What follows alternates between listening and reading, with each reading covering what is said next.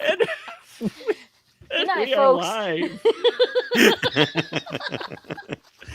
Wow, what a way to start the.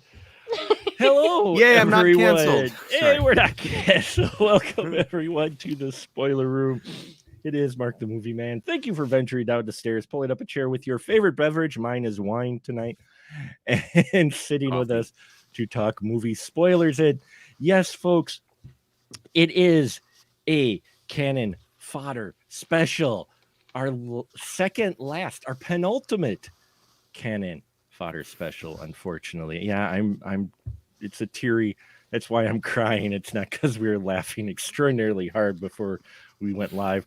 Uh, but yes, it's our penultimate canon fodder episode. And I can't imagine two people I'd rather talk about canon films with tonight than these one or two wonderful crewmates who have joined me this evening. First off, she is back with us once again. It is none other than Angelique, the Hollywood think tank. Hello, Angelique. How are you? Hello. I'm fantastic. How you doing? Glad to have you here. Yes, Hollywood, if you are watching it all and you're looking for ideas, you're saying, man, Hollywood's run out of ideas. Boom, right there. Angelique, man, the I rest have a of us, price and it's low. low Should by put that on a Hollywood. card. That's a tagline underneath. There you go. And in Hollywood, a low price is still high. So there you go. See? Depending. And yes, my right hand man, the man who has journeyed with me almost 2 years now on the show, it is none other than Mr. Ian Simmons. Hello, Ian. How are you?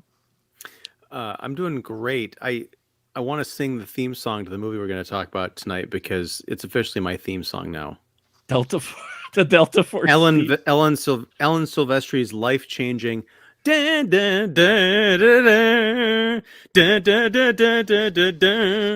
playing that all weekend, annoying the hell out of my family. I found it on YouTube on repeat.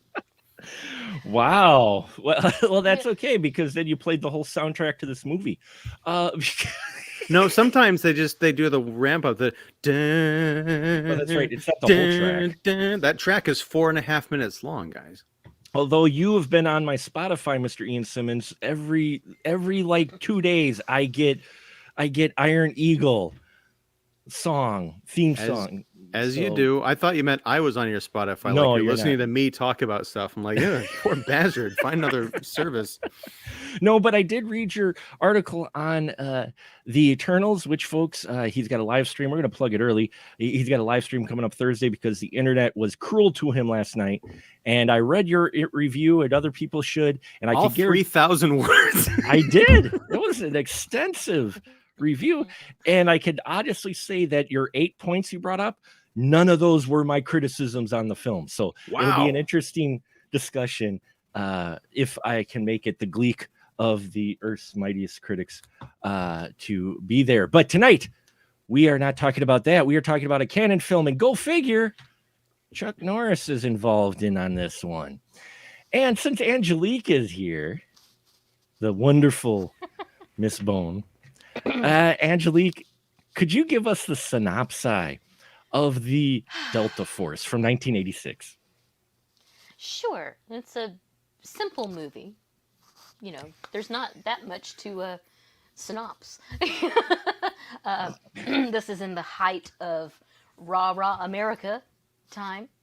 We're the best, baddest. No one can beat us.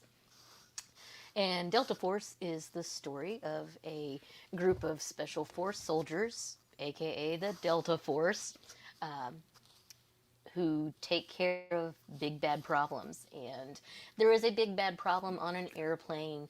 Some hijackers board it and they redirect the plane to Beirut, and they force all the passengers of Jewish descent into first class and hold them at gunpoint and beat them up and brutalize them. And they're trying to liberate something. What it is not very clear. Then the Delta Force gets called in to rescue everybody. There's a lot of explosions. There's a lot of Chuck Norris with and without his beard. And they save the day. Yeah, pretty much. Spoilers. No. Yeah. Yeah, no, it's the spoiler room. Don't even start with spoilers. You give me that bullshit. I mean, Okay. if you look at the cover of the movie, you're spoiled. Oh 'Cause, yeah, yeah. there's Chuck, there's a plane, there's another guy that looks tough. I've got That's Lee Marvin. I've got I've got Chuck Norris American Hero Collection, and it's 2 discs, and it has Delta Force, Delta Force 2, and all 3 missing in action films.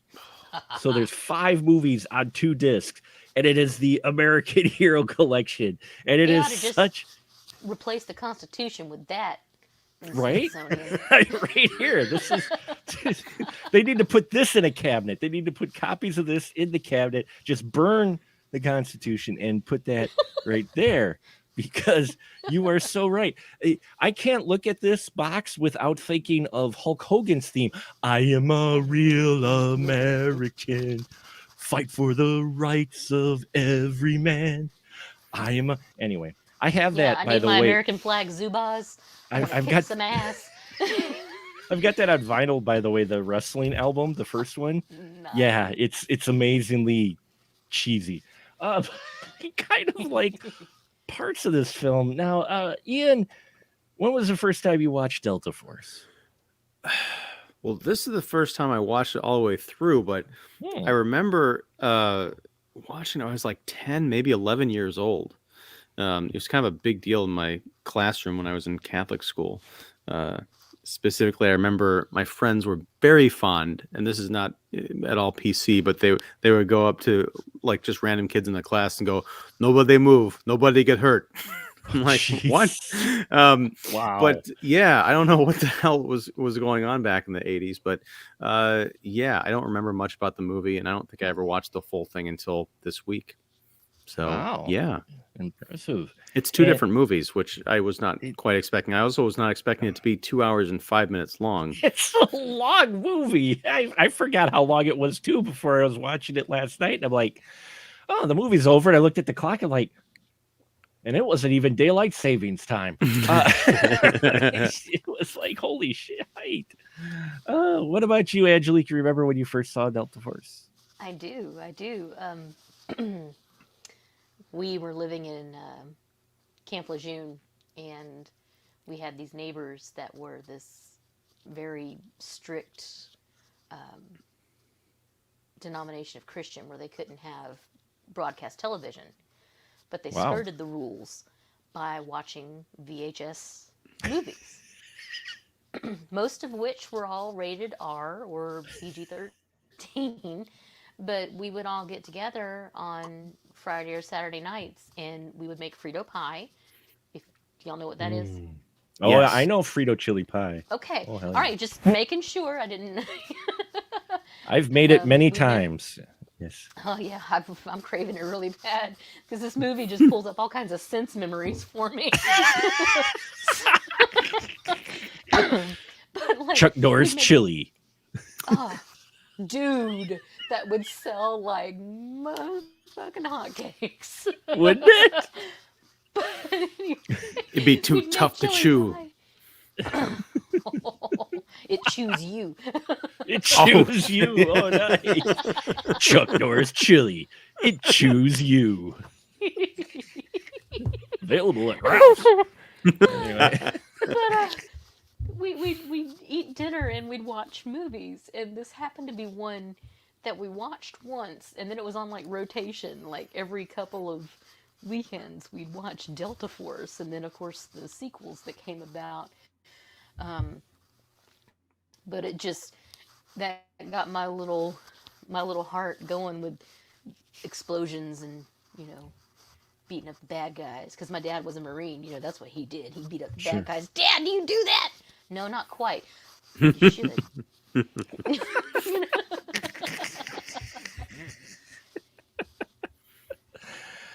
Yeah, I remember this living on cable quite a bit. I didn't watch it like anywhere else, but I saw it on cable quite a bit. It'd be one of those films where you'd be flipping through, and all of a sudden you'd see Chuck Norris on a motorcycle that shoots rockets. And you're like, well, fuck, no, I'm not changing the channel now. I'm in. I'm all in, man. He had the butt rockets too, like he had them in the front and the back. He had the butt mortars, which were the most accurate. But you just look at it, you're like, never mind. At that point, by the time he's shooting the rear rockets, about it. Yeah, by the time he's shooting the rear rockets out of the motorcycle, you're just like, yeah, no, yeah, I don't care. Just let it wash over you. Now what watching it now older through older eyes and not through cable flipping channels is, and Ian, you touched on it already. There's two different movies here. There's a really serious, dark terrorist movie, and then there's a cheesy canon action film accented by a wonderfully cheesy score by the very talented Alan Silvestri, who would go on later to bring music to the MCU. And that blew my mind, because I'm watching it, and my wife, she goes, you watch always the greatest movies when I'm up here, because her desk where she works is nearby. And I'm like, what do you mean? She's like, this just sounds like a lovely movie, as she hears the screams of torture and the terrorists. And, I've watched sarcasm. I'm trying to find it. It might have been just a little bit of sarcasm. It's almost like an intervention. Like, you just watch the loveliest films. What kind of monster are you? Because I forgot what other movie I was watching, and she was like, what are you? What the hell? Was it The Woodsman? No, it wasn't The Woodsman. No, I watched that after she went to bed, because I was like, no, no. Yeah, that movie. But this one, it's wild, because I watched it. I always remembered the Chuck Norris parts when I was little, but I didn't remember the dark parts and the terrorist parts, which themselves is uneven. I mean, Angelique, would you agree with Ian too, that there's two movies here, different movies? Yeah, absolutely. I mean, the first 45, 50 minutes, it's really harrowing. I mean, especially the part when they're trying to force the stewardess to get the Jewish passengers. Yeah. I'm like, oh, I don't remember this. Wow. And then she's pleading with them, because she's German, and she's like, you don't understand, there's a lot of historical precedent here, and you don't want me to do this. And then they're holding the gun to her head, and they're beating up the other Navy guy. It's just, holy crap. And the little girl, Daddy. Yeah, and even the one terrorist guy who gives her doll back, he's asking her name and stuff, and he's like, I had a daughter too, and that's what's kind of bothersome to me about this movie, is that first hour is so good, and the second hour is also so good in a completely different way that I wanted to see the end of that first hour and the beginning of that second hour as two separate movies, because I'm like, both leave me hanging in these really weird ways. Well, yeah, because that first part is nearly all terrorist action, and you get those crazy parts where they're separating. There's only two terrorists on the plane, but they've got the people scared enough to be able to order them around and shuffle to where the guys are on the outside and then the women are on the inside. And then, these guys are are scary. They're carrying around grenades. and they're telling them this is mid 80s. So they decide to go to Beirut, the vacation capital of the 80s, if you're familiar with history at all. And then they've got them separating the Jewish, and you're right that with the stewardess, she suddenly, in this film, I always love action films in that where they have side characters that have a little more thought put into them rather than being part of the sheep. being part of the group, being the trope, the stereotype. And here, Hannah Shaigula, I believe that's how you pronounce it. I may be mispronouncing, who plays Ingrid. I loved this stewardess character because first off, she's trying to hold it together with this terrorist action to keep it together for the passengers. Then they hand her all the passports, and they say about collecting the passports, and she fights with them for like almost a minute. She's arguing with the terrorists. Well, how are we going to know their name? She's like, they could be from anywhere. How do we know if they're actually Jewish or what? Back. And then she's trying to read them, and she's like, I don't want to pick these people because I'm German. And I'm like, whoa, this is a canon film? Really? Because I mean, they're hitting a lot of marks. And then she tries to spin it the other way. Goes, you guys don't want to be really associated with someone who, with a Nazi. A Nazi, yeah. She had some brass ones. Well, she pulled all the cards. Ian, for a side character, I mean, you know what I'm talking about with action films and side characters. Some of them are just, you almost endear yourself more than with the main characters. I liked the Ingrid character. I wanted her more of her, but. And she's great. And, it's a weird thing because that first hour I was watching the movie and my wife was kind of in and out, like doing stuff. And she finally came into the bedroom to sit down and, she was like scrolling through her phone, but also kind of watching the movie. So she came in and started making jokes like, where's Chuck Norris? Like, why are these people upset? He's just going to come in and save the day and blow holes in everyone. Like, honey, this is not the cheesy Chuck Norris action film. This is like the first missing in action where it's actually got something to say. And then that second hour happened and I completely ate my words. But you're right. I mean, Chuck Norris is in the movie for maybe a minute of screen time during that first hour. Maybe, okay, I'll be generous and say 3, but some of that is when he's like on screen, he's literally like in the background. Like he'll say something like, command attention, when they're on the plane or something, or, I finally made it. Let's get to it. And Lee Marvin's like, we're going to leave without you. And then he finally shows up in the movie, but I was kind of relieved. I'm like, oh, this is going to be a different kind of Chuck Norris movie than what we've seen before. And it is, but not quite enough, because honestly, I could have spent the entire movie watching what was going on in that plane. I do want to talk about something that would not fly at all today, but I thought was brilliant. And I'd never seen Robert Forster play anything but a guy with this weird, like thick Chicago accent, but he plays the lead, hijacker in this movie. I think he does it really well. Although I gotta say, it is funny during that first hour, there is a laugh out loud sort of Naked Gun moment where they're trying to convince the pilots to open up the door to the cockpit. Yeah. And they finally do, and it like slams right in his face. And he drops the grenade. And it's a total Frank Drebin moment because he's like, is someone gonna pick that up? Yeah.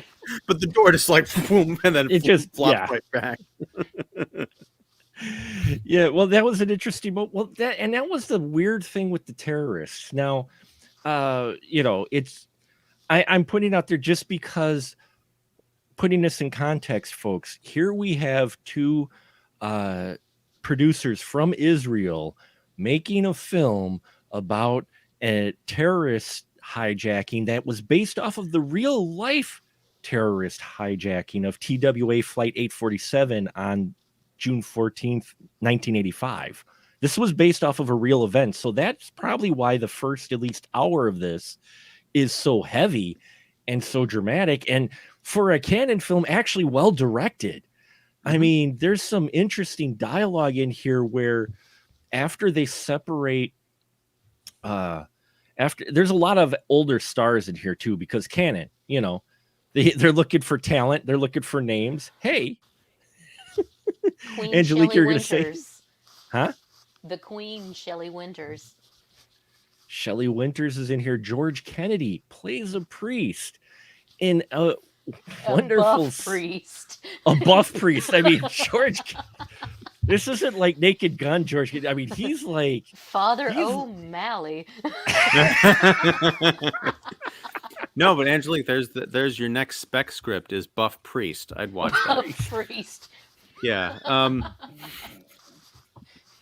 He's gonna beat the devil.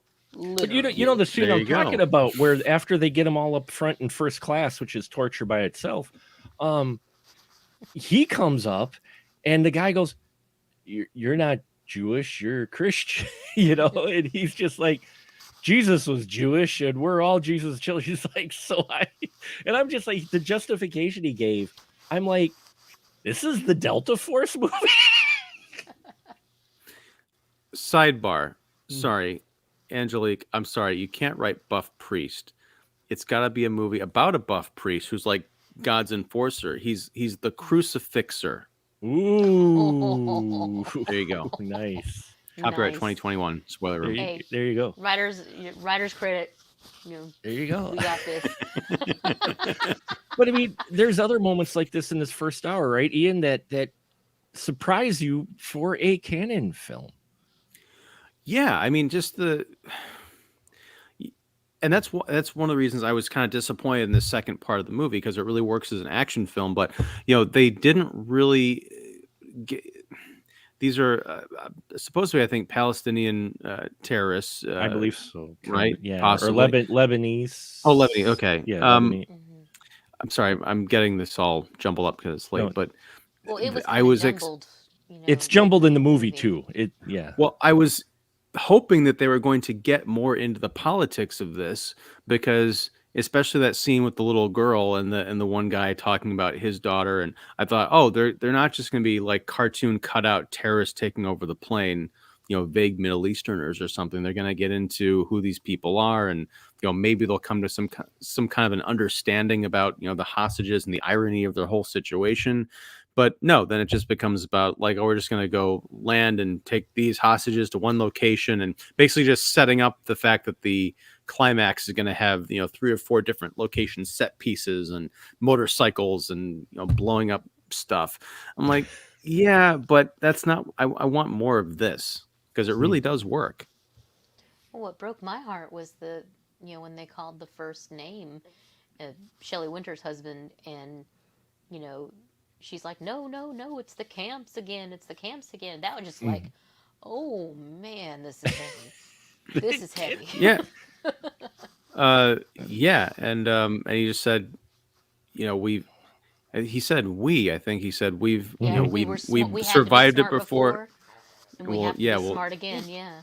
Well, again, with the direction too, because they're giving out their passports, and the one stewardess notices the concentration camp markings on the one guy's arm. I think it was Martin Balsam's character, Ben Kaplan, on his arm. And there's just a moment of hesitation and wait. There's no sound. There's no sound effects or anything. It's just the hum of the plane and these two, and she's just staring at it, and he just gives her the kind of a look, and it's just like, holy crap! There's moments like this in this first hour, left and right, that you're just like, when's Chuck Norris coming out? Yeah, whereas the second half of this movie is all score. It's all da, da, da, da, da. Yeah. Yeah. Well, that would have been a little awkward when they show the tattoo. If it'd been like da, da, da. It'd be very awkward. Well, I mean, even they do a bit of a reenactment of the real life thing of what happened to an actual Navy diver on the actual event this is based off of, where the guy gets plugged and dumped on the tarmac in Beirut. It actually, and they handle that with weight as well, because he's staring at the Delta Force, who want to take the plane, but they're called off because they realize, oh, there's a lot more guys on the plane. Because in all honesty, it was pretty smart of these terrorists, and I'm just saying this in context of the movie, that these two guys took a plane all the way to Beirut, and when they go to refuel, they suddenly get reinforcements they sneak on the rest of the people. That sneak out the rest. It's like, but they don't sneak all of them. They sneak about 6 guys out and hostages in Beirut. Then the plane takes off, and everybody thinks, oh, everybody's on the plane. And then they find out later, oh, wait, no, now there's hostages here. There's hostages here. What the hell are we going to do? And it's all that heavy stuff. So even with the Delta Force involved in it in the first hour, you see their hands are tied with these, kind of the political things going on, the actual fear that they're going to kill these hostages. And it's like, sorry, the whole No, go thing ahead. where they're trying to land, Mm-hmm. and the government's like, no, you're not landing here, and the pilot's like, if we don't land, we're all gonna die. I'm Yeah. landing. Well, if you land, there's going to be disaster.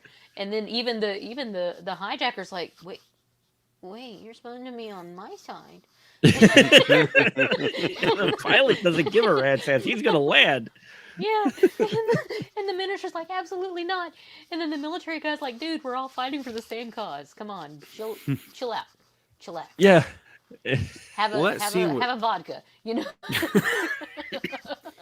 Well, that scene where they're like the vehicles are moving onto the runway and then they clear out I swear those were toys. Now, they might have been actual vehicles, but just the way it was shot, it looked like a realistic background with like mountains and stuff and even runway, but just something about the scale of the proportion of the vehicles, it just looked like, Well, I think they on had strings or some something. poor second unit dude hanging from the landing gear of a plane, actually filming.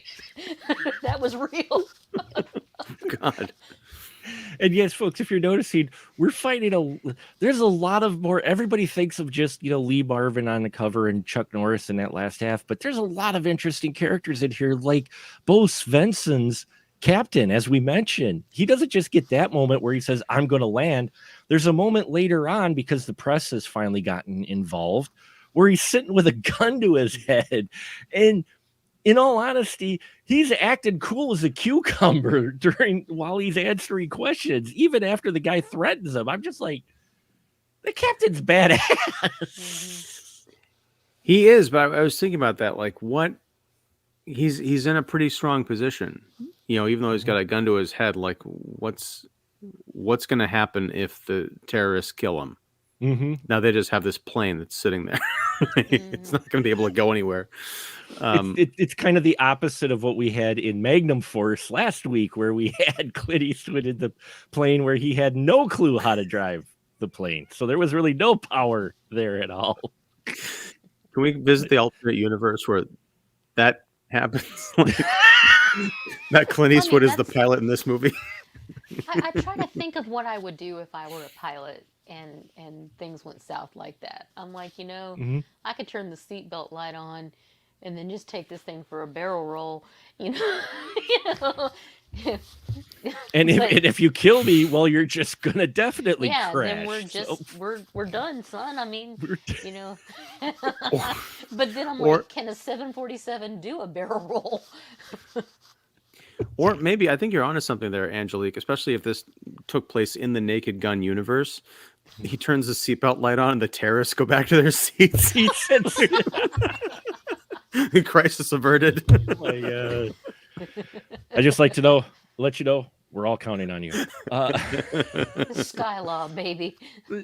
But this is prime canon. This is canon 86. So we're talking canons in its heyday right now. It's in its full swing with this, because there are so many, even though they're older actors, recognizable names in here, even in the side character. We get Robert Vaughn showing up. Here's a surprise. I know you're going to be surprised. Robert Vaughn is playing a general. He's in a military suit. What? Robert Vaughn in a military suit? No. Never.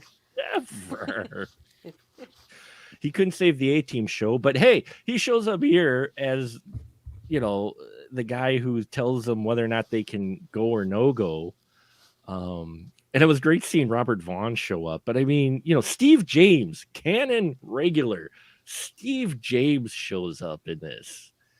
I wanted more Steve James, though. I don't know. Forgive me. I don't know if I know who Steve James is. Which one was he? How do I put this? Like, he was in American Ninja as well. There's not many people represented on Delta Force who aren't like Chuck Norris. He was the black guy in Delta Force. You can just say it, Mark. There you go. Okay, thank you. Okay, yeah, no, I'm trying to be. He was not a. He was not a child. he was, he was Well, because when I hear Steve James, I immediately just think of the documentary filmmaker. Yeah, so that's why I was getting confused. I couldn't put it together. I know exactly what you're talking about. Yeah, this is Steve James, who was in many a canon film, including the American Ninja series. yes. And it was great seeing him in here. Kim Delaney's in here, a young Kim Delaney. It's like so many people are in this The mom film. from Beaches. Yeah. I mean, William Wallace, you're like sitting here going, this first hour makes you Braveheart was in this? Not that William Wallace. Oh. I would have headed the hostage situation real quick. They may take our wives, but they can't take our first class seats. Anyway. But no. It almost makes you wonder if they had a script, and I didn't look up trivia for that, and I do apologize, folks, but it makes me wonder if Golan and Goldbliss, I can't speak tonight. The Go-Go Boys. It makes me wonder if they had a script idea or something for a more serious film, and they ended up spinning it for a Delta Force film because, Chuck Norris had that 6-film deal that he had made with them. So I'm wondering because it's like 2 different films completely, and yeah, when we get to we'll talk about that second half, it's straight up cheesy canon action where everybody has plot armor till they don't. For the Delta Force guys, Angelique, our Delta Force guys, they're pretty much invulnerable until they're not, right? Yeah.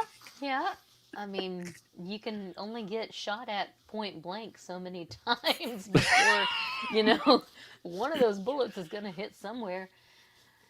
All the terrorists went to stormtrooper school, I guess. The terrorists went to store because there's a lot of terrorists. There's an inordinate amount of terrorists. It's like you got the 10 on the plane now.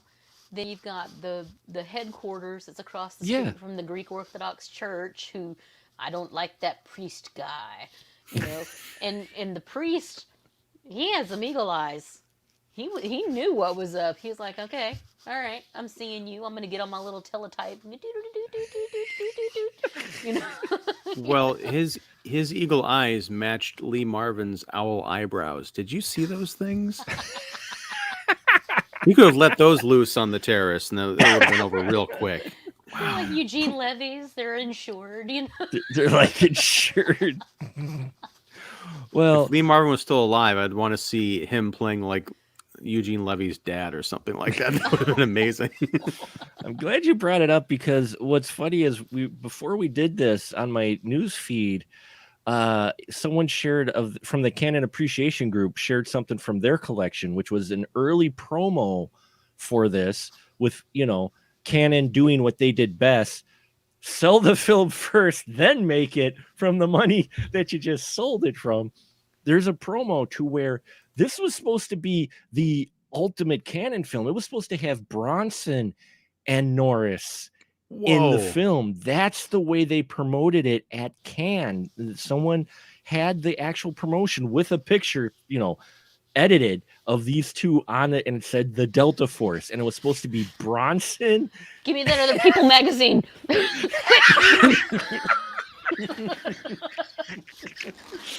Quick, photocopy these together. I need the clear tape. But yes, Charles Bronson was originally supposed to play Colonel Nick Alexander, and there were posters with him and Chuck Norris in it. But they had instead got Lee Marvin, who was many considered too old for the role.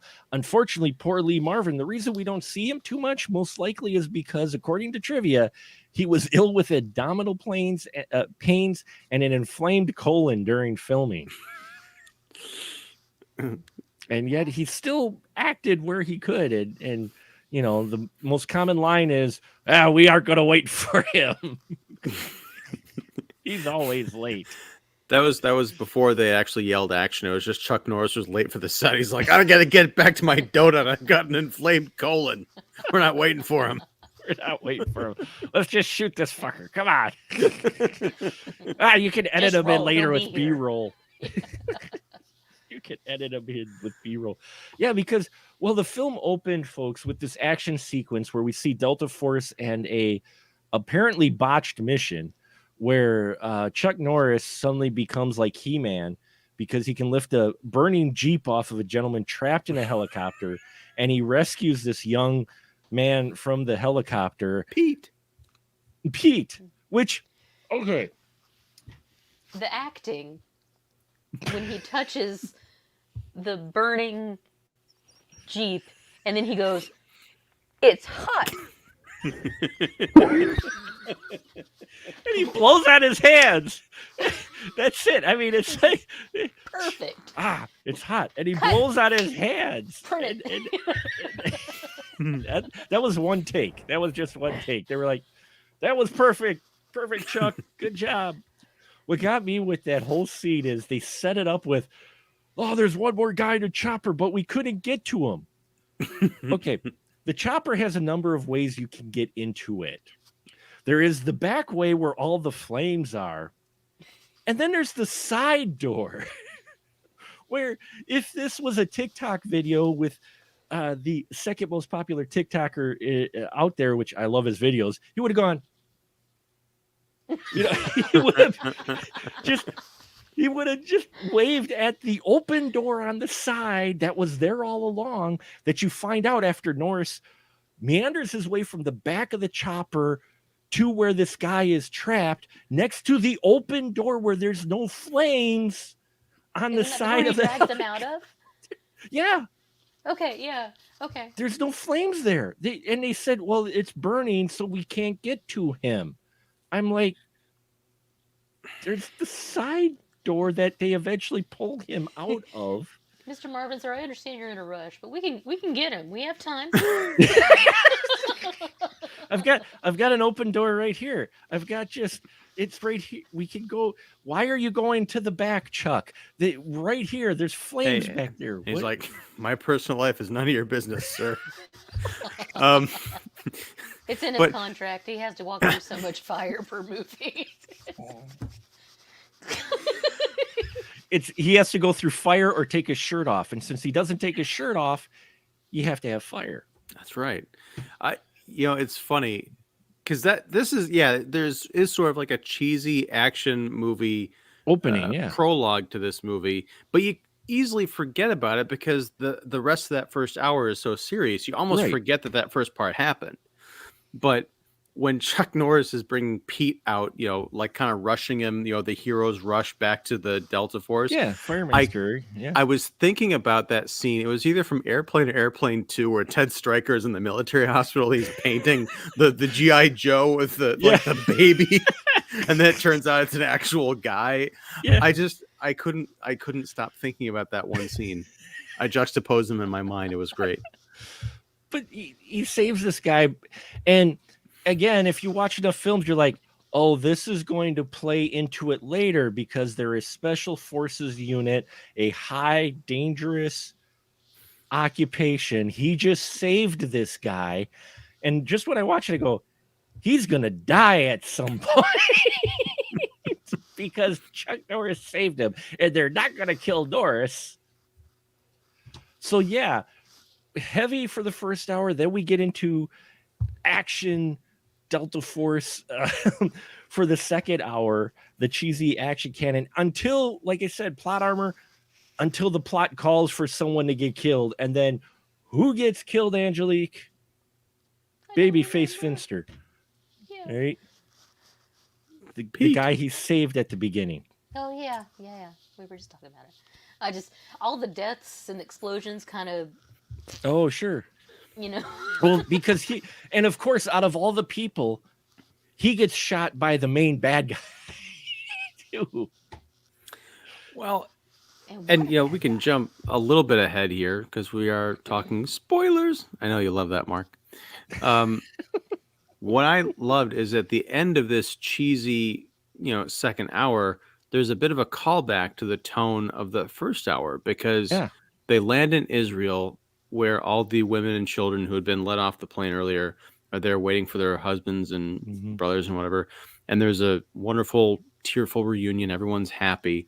But then the Delta Force, you see them just kind of like going back off to their plane, and like I think Lee Marvin and Chuck Norris like do like the handshake, or like one helps the other up onto the plane or something.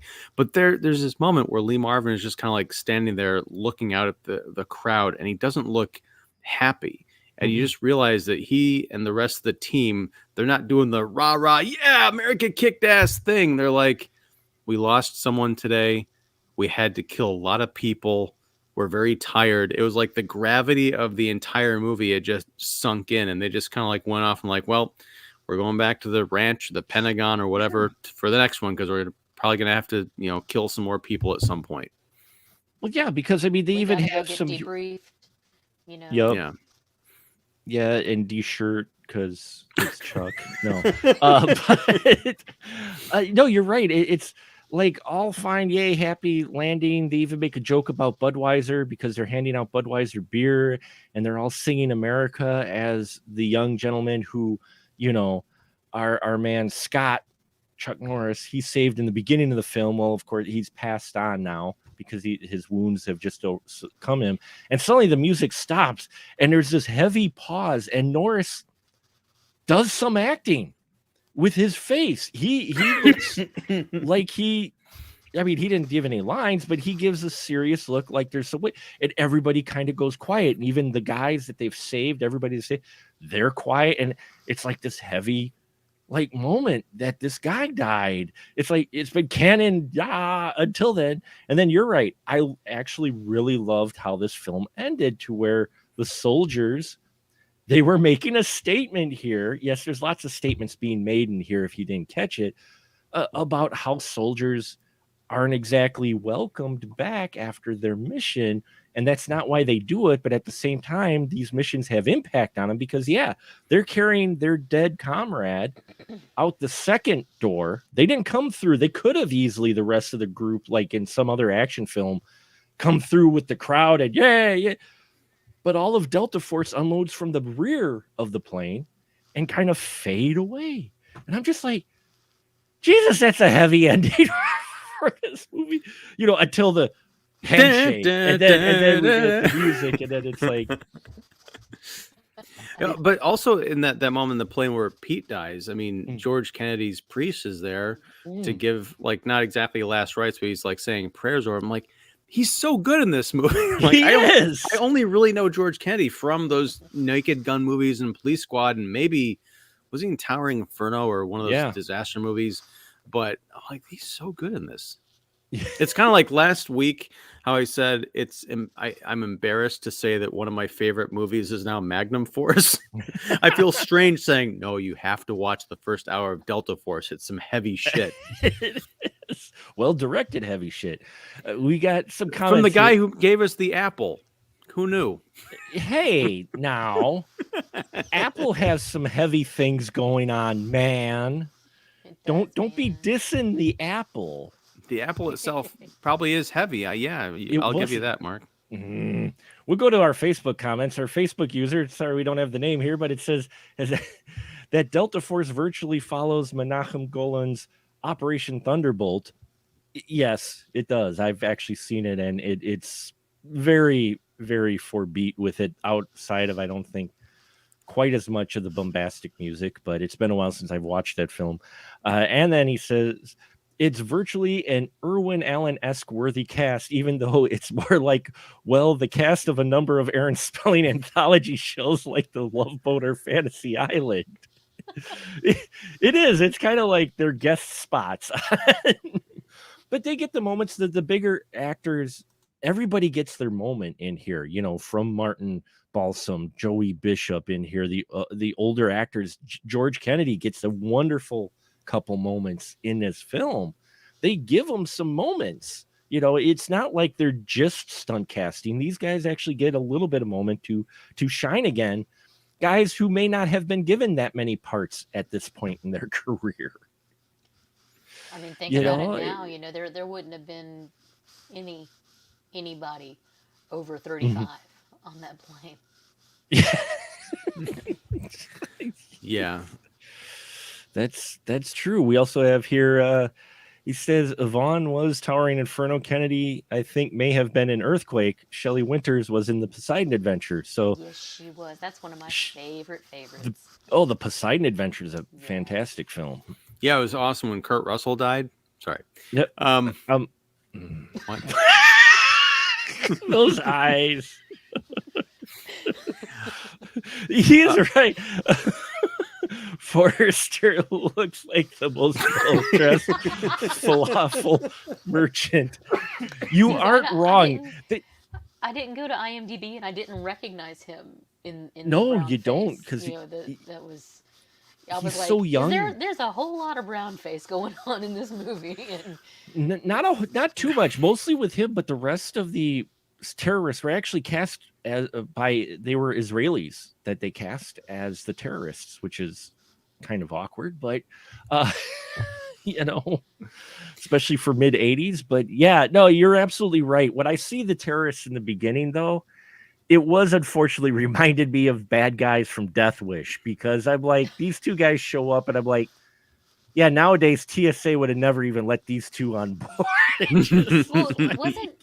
There were 3 of them at the airport, right? And then the one decided to flip out at the gate, like any number of videos you see today. Because he was overbooked. So he totally pulls a Karen, which wouldn't have been called Karen at that time, but it's a Karen he pulls. He's like, what do you mean I can't get on the plane? I have a ticket. They're like, we're full up. And he's like, you can't be full up. I got to get on this plane. And his buddies sitting back there looking like, dollar store gangsters are like, we don't know him. But they use it as a distraction to get on the plane, because I'm wondering if they would have maybe been stopped. I felt that like that whole thing was like a setup, like he was supposed to, go crazy. Either that, or like you're saying, Mark, they just use that to their advantage.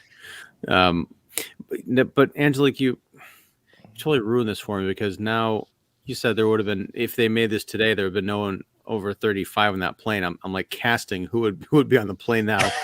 Timothée Chalamet for sure, or Chalamet, and probably Zendaya, and Tom Holland is the captain, I guess. I don't know. Chuck Norris would still be there. The MCU Chuck Norris would still be there. Yeah. Yes. Be the MCU cast and whoever Disney wants to promote this week, because by now they would have bought the canon label. No, just kidding. Oh my God, Disney owning the rights to canon films. Now there'd be something interesting. You put it in the universe, Mark. It's going to happen. I just mentioned it. So, our Facebook users watching also said Forrester actually got a film that he was making his directorial debut with. He thinks it was called Hollywood Harry, The Necessary Funding. Martin Balsa was in Death Wish 3, yep, and Yuta Ephron was the priest in Braddock Missing in Action 3. So yeah, well, I mean, that's normal for canon, pulling from their group of people they've had work on other films. And Robert Forster actually really liked working with Golan, though I've heard horror stories of working with Golan. Apparently, so what does that say about Robert Forster? I'm not sure, but but no, okay, Yehuda Ephron, that's good reference, because it brings you back to Zac Efron. He would have been the pilot, not Tom Holland would have been the co-pilot in the remake of the Delta Force. No, Tom Holland. Tom Holland would have played Pete. He would have played Pete. They would have given Tom Holland the role of Pete, who gets to die. Although I think Jared Leto might be over 35, so I don't think he makes the cut. Oh, maybe. Forrester debut was actually funded or partially funded by Canon. Yeah, I could see that. I mean, Canon, is an amazing. They have such a history, and these guys were really trying hard for over a decade to make themselves a major studio player. And they pulled out all the stops and did whatever they could. And for a while, they did hit it. I mean, right now with Delta Force, mid 80s, this was their upswing. This was their time. They were shining at this point. Unfortunately, it was short-lived. But still, it's impressive. This film is a roller coaster. It is a true roller coaster. And it's just interesting to see how it played out. we've kind of made fun of the second half of this movie being kind of the cheesy action stuff, but there is some really good action in here. The whole Lee Marvin leading the his contingent through the little mini cotton field on, up to the airstrip and taking everyone out with silencers. That was really fun. Chuck Norris. There's a really, really bad stunt double shot. Yes. Especially if you're watching this on Blu-ray earlier on in the film. But the scene where he's on the tarmac chasing the plane to, get up on the motorcycle in order to get the rope. I don't know how much of that was Chuck Norris versus how much of it was a stunt double, because some of those shots looked like it was Chuck Norris. But it could have just been, really good photography, and they got a better stunt double than the guy they had earlier in the film, because, wow. Yeah, there's a shot earlier in the film, I think I know what you're talking about, where you almost think the hairpiece is going to fly off that the stunt double is wearing, because it literally is hanging at one point as he's spinning the bike. It's like one half of the mustache is yeah, one half of the mustache. Our Facebook watcher also says they have no idea why Steve James didn't return for Delta Force 2. I wish I have a pretty good idea why. I really wish he would, though. Delta Force, I think 2 and 3 were after Golan left, or whichever brother broke off, or cousin broke off, because that was when they were in their second. They were coming down in the mid 90s. Was 91 and 92, I think, was Delta Force 2 and 3. Well, that makes sense, because Steve James would have been preparing for his Oscar-nominated documentary Hoop Dreams at that time. No, wrong Steve James again. Oh, damn it. Wrong Steve James. And actually, Steve James probably wasn't in it, because I don't know if I know he had some health issues, and he died early, unfortunately. He died in 93. It's sad, because Steve James was awesome. I love Steve James and almost everything he was in. He helped bring some emotion to Dudikoff's performance in American Ninja. Let's put it that way, because Dudikoff was more cardboard than Chuck Norris in some scenes. So. Now, here's the thing: did he die in 93, or? Because that's right around the time that Hoop Dreams Steve James emerged. Oh my God! No, yes, so he did transition from one amazing career to another. To another amazing career. It's the same guy. It's the same guy. Yeah. He's in one of the stunt people was our wonderful Facebook user is very full of knowledge. One of the stunt people was BJ Worth, who has worked on a few Bond pictures, and he got injured on Delta Force. So did a number of people's careers got injured on Delta Force, I think. No, just kidding. Well, I was going to say, was that the injury? Was it a scalp tear from when the toupee was flying off, as we were discussing? Sorry. Burn from all the I think I know who our Facebook user is, too. I think Golan was at the helm of Canon when DF2 was green.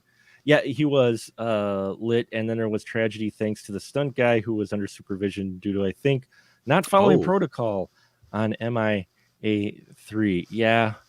What? Not following protocol? Canon films? No, that never happened.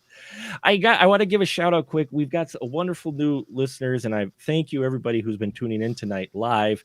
There's a listener who just recently joined and started talking to me, and just full of a warehouse full of fantastic knowledge. I wish I knew a lot of this. Robert Baum. I got to give a shout out to Robert.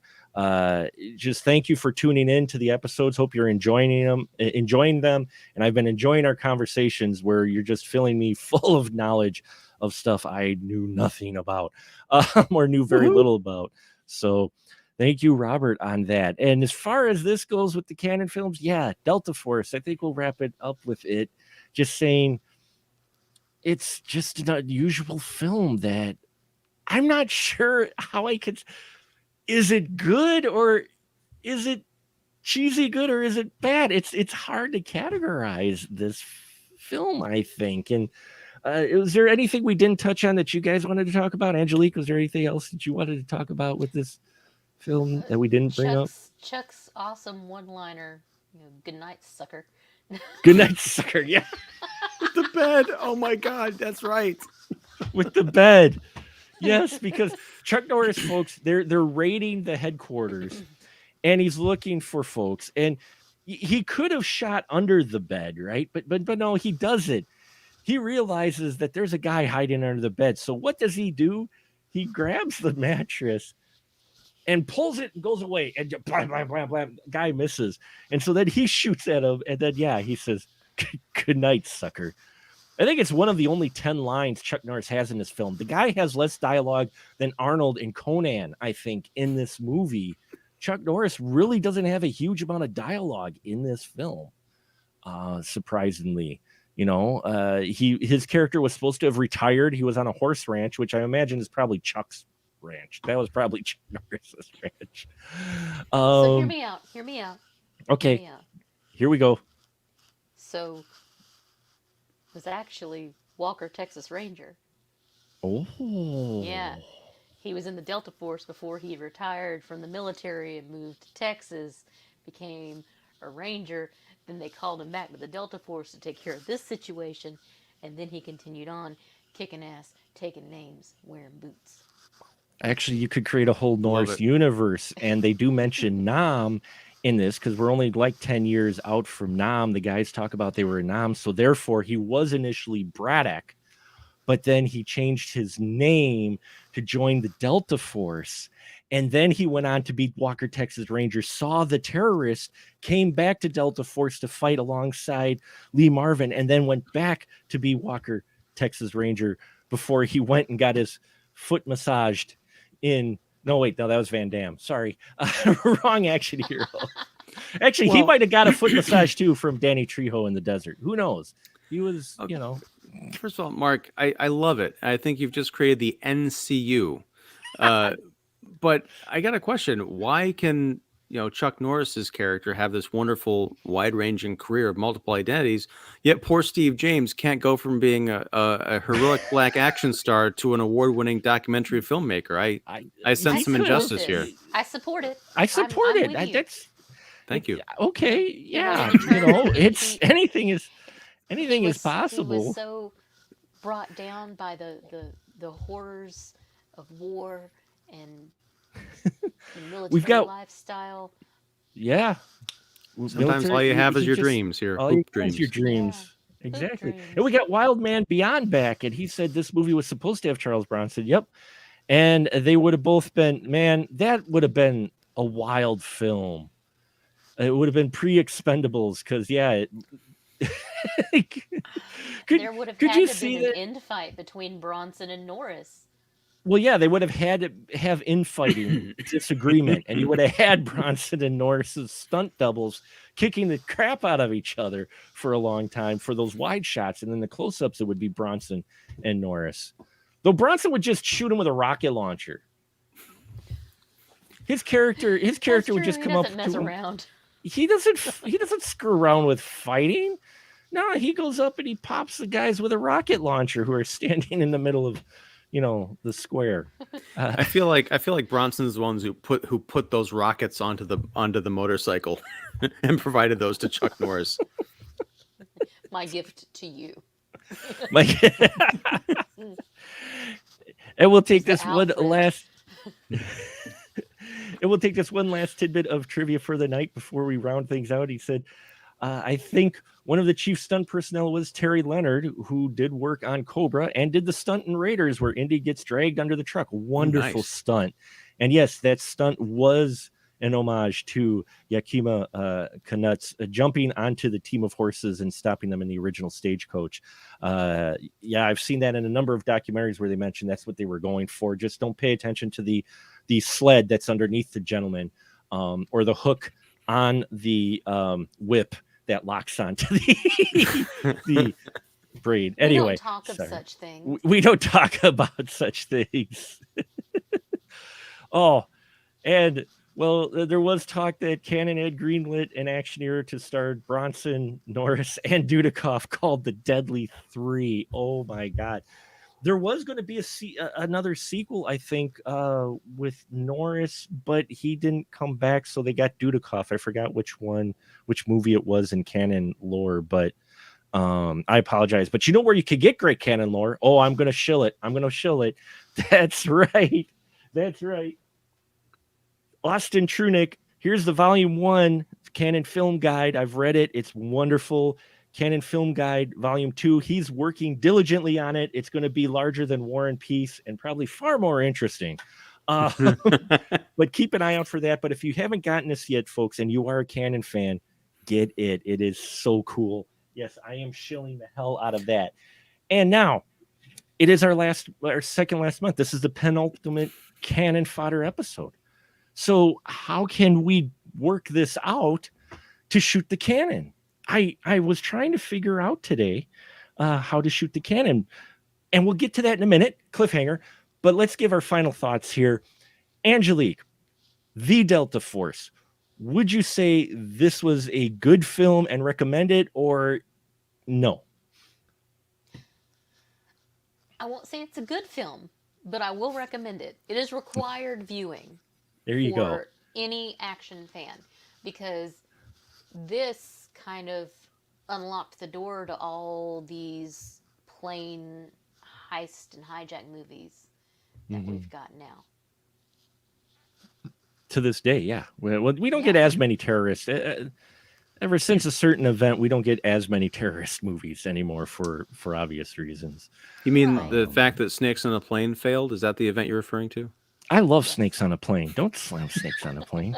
I'm not. That's the first film the internet built. Are you kidding me? It was going to be PG-13, and then someone made a fake trailer back in the days when there wasn't, YouTube was still young. It was an audio trailer, and he had the line in there, "Get these motherfucking snakes off my motherfucking plane." The internet exploded, and they actually reshot. I forgot how much it was, like 4 mil or something, but they reshot a number of scenes to make Snakes on a Plane rated R, just so they could have the scene with Sam Jackson saying that line. It was the first movie that I am aware of that the internet actually changed. Unfortunately, it set a precedent afterwards, but still.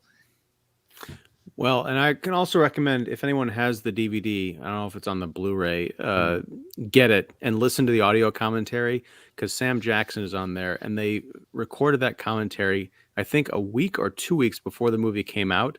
Oh, back really? When everyone expected it was going to be this mega hit, partially because of what you're talking about, Mark. Yeah. And he's sitting there, I think he's actually eating popcorn while talking about it, oh, it's going to be huge. I love that. And one more tidbit. It was Avenging Force. Thank you. I think it is Robert, who is our Facebook user. And Dudikoff plays Matt Hunter. It was supposed to be Norris, because that's the sequel I was thinking of when I was reading about it. Invasion USA was supposed to have a sequel with Chuck Norris coming back, but he didn't. So they got Dudikoff instead, which, they kind of moved sideways. I don't think it was an upgrade or a downgrade. It was kind of sideways getting Dudikoff. The Dudikoff abides. And Wildman Beyond says, Snakes on a Plane made YouTube. You are not wrong. So, Ian, good, bad, recommend? I recommend it. I'm curious about the sequels. Was there a Delta Force 2 and 3 or just a 2? 4. There was a 2, 3, and no, 2 and 3. Sorry, not a 4. There was a 2 and 3. I don't think there was a 4. And they're just Delta Force 2 and 3. They're just Delta Force 2. The is gone. I recommend it. It's hard because I don't know if I can say that a good movie switches gears so dramatically in the middle without acknowledging it. So I was just no, this is how it goes. But they both work really well in their own separate, genres, even though they are two distinct genres. So hell yeah. Yeah, and I'm the same way. Don't go in expecting all of it to be cheesy. Expect it, some of it, the last half goes into it. I mean, they blew up an entire building at one point in this film. Okay. Chuck Norris literally drives his motorcycle with rocket launchers on it, which actually I'll mention in a minute. It ties into our film we'll be covering next week, which I didn't plan, just like I didn't plan last week that Magnum Force was actually episode number 357. I didn't plan it that way. It just happened that way, that Magnum Force was 357. Next week, yes, also has rocket launching motorcycles in our next week's film that we'll be covering. But I recommend this as well. Just go into it not expecting a full cheesy canon film. There is actually some meat here. And it's almost as if we get the cheesy canon action stuff with Norris driving a motorcycle in a house of people who just decided to abandon their house mid-meal, thank God, because otherwise they'd be dead. Because Norris and, main bad guy are fighting each other throughout the house. Well, Norris, because Norris at some point was going to do hand-to-hand. They have him in here. So at one point, he can only shoot so much before he has to get to doing hand-to-hand. It's crazy. And it's almost they put the cheesy stuff at the end to lighten up the first hour, which was pretty heavy and interesting. And have you questioning, did I put the right movie in? Because where is the Delta Force? They don't show Indeed, up. where's Chuck Norris? I mean, if you get up to grab a beer or take a leak, you're going to miss him. And I have some wonderful interactions. And those listening to the podcast, I hope you don't mind, because I love having our live audience, and they're dropping tidbits left and right. Apparently, Jack O'Halloran told our Facebook user that Canon was virtually bankrupt when he did Hero and the Terror with Norris. Yes, they were. That was on their downslope, and I can't wait to read about that in Austin's book. Yes, I'm going to plug it again because the guy's great. And this and Olympus Has Fallen are perfect movies to watch on September 11 to keep me from being depressed on that holiday. Sounds crazy, I know. Hey, whatever is cathartic for you. That's the right word, right? I'm horrible with words. So no, that's the right word. I'm struck by, I've never heard 9/11 referred to as a holiday. Well, we're not quite there, but I think there. It's not out of the realm of possibility. Norris does drive a truck into the mall in Invasion USA without hitting any innocents because he's Chuck Norris. Yeah, I mean, so did the Blues Brothers. So did the Blues Brothers. They drove through, and that's Chicago. I mean, we know how Chicago is, right, Ian? Yeah, everything you've heard is true. South of the Wisconsin border there. I don't judge. But now, so since you are here with us, Angelique, Ian, if you don't mind, we are going to have you shoot the cannon. Now, as I'm saying, we only have one canon film left that was voted by folks last year. Thank you, everybody, for voting. Loved the poll results, and that's why we got the canon films we did this month. But you still get a choice. Load up the canon with a number from 1 to 4. So pick a number from 1 to 4. 3. And we will fire the cannon. All right, let's fire the cannon and see what you hit with 3. And we've got Canon Ninja Month. It's going to be Canon Ninja Month. So we are not only covering Revenge of the Ninja, we are going to cover Enter the Ninja and Ninja 3, The Domination, all 3, the Canon Ninja trilogy. And we will end the year with the second last film, because the last film was Cyborg by Van Damme, but it is a little muddled. I went to our good friend Austin to find out what was the last film released by Canon, figuring the last week in December for our whole year where we've been covering these would be great to cover the last. And he says it's a little hard to tell because it's very muddied in the 90s there under the Canon name. He says, but he believes American Cyborg Steel Warrior was the last theatrical released film. So that is what we're going to watch the last week in December after we talk Enter the Ninja, Revenge of the Ninja, which is the Canon Fodder episode, and Ninja 3 Domination. It's a month of Canon films, baby. Yeah. Wow. Look at Ian. Ian can't control he can't just contain his excitement. I'm just trying to imagine what that's. Look, see, the thing is, whenever we watch a Canon film, I'm always amazed at that logo, the way it breaks apart and comes out of the screen. I want to see that on an IMAX screen because it's just so beautiful. It's kind of like the THX, the Canon, that mid 80s Canon logo. I always get a weird vertigo when that stuff starts flying at me. I don't know what it is. I don't know either. Start ducking. And we actually did do our episode. They mentioned Hellbound. Yes, Hellbound was one of the last ones. We actually did do the episode of Hellbound for our Chuck month that we did. That was interesting. Listen into that episode, folks, and all our episodes here on the Spoiler Room. Thank you so much for tuning in. Now, this is always where I give my wonderful, patient guests the chance for the license to shill. So, Angelique, ladies first, license to shill, go. Well, you can find me here quite a bit on the Spoiler Room. You can find me on Facebook, on Instagram, on TikTok now, because I've discovered what a silly little medium that is, and I'm just having a whole lot of fun with it. You can find me at monstersmadnessandmagic.com. We've got some great shows lined up that are coming out. Um, you can find me on Astro Radio Z. I'm on the internet, baby. You can find me. You can find her everywhere, and she has the most amazing, adorable cats. Let's put it that way. I saw her cats Instagram. She shares pictures of her kitties, and yeah, I know. I've used to say I don't like cats, but I like cats now. So that's for my They're my fun. dad. Never liked cats. They're assholes. They are completely. And what's funny is, I'm a cat person, but I've got this wild puppy fixation in the back of my brain. I want a puppy really bad because I need some puppy kisses. You get one of them rat dogs, little ones you fit in like a bag. I've got. I have cats. You want the big dog, 15, 20 pounds that will just. Your cats are in a different weight class than those dogs. You got to get at least same weight class. Like UFC fighters. I've got them from featherweight on up. Lovely. Thank you, Angelique. Make sure you check out all her stuff. Links on our Facebook page, on our website for that stuff. Absolutely. And Mr. Ian Simmons, the floor is yours. License to shill, sir.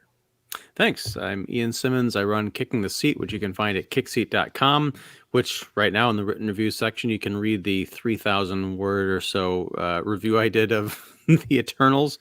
And also go to YouTube and look up Kicking the Seat. I got a channel there. We do reviews and interviews and live streams, which Mark also alluded to earlier. We'll be talking about the Eternals on Thursday if everything goes well. And yeah, tons more stuff there. So thank you.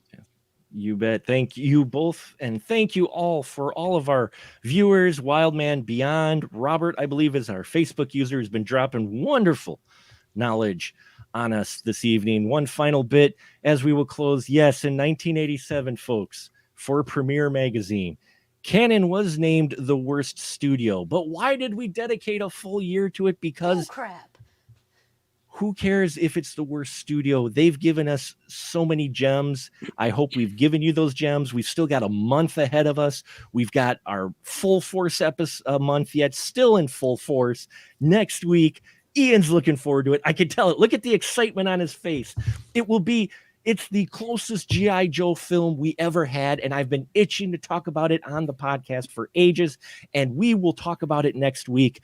Mega Force, Barry Bostwick, in a gold lame jumpsuit with a pink ascot, lion mane hair, and a flying fucking motorcycle. Stay tuned for Megaforce. And now, folks, we will just say good night, everyone. Good night. Good night, sucker. Look at Ian's like, wait a minute, I didn't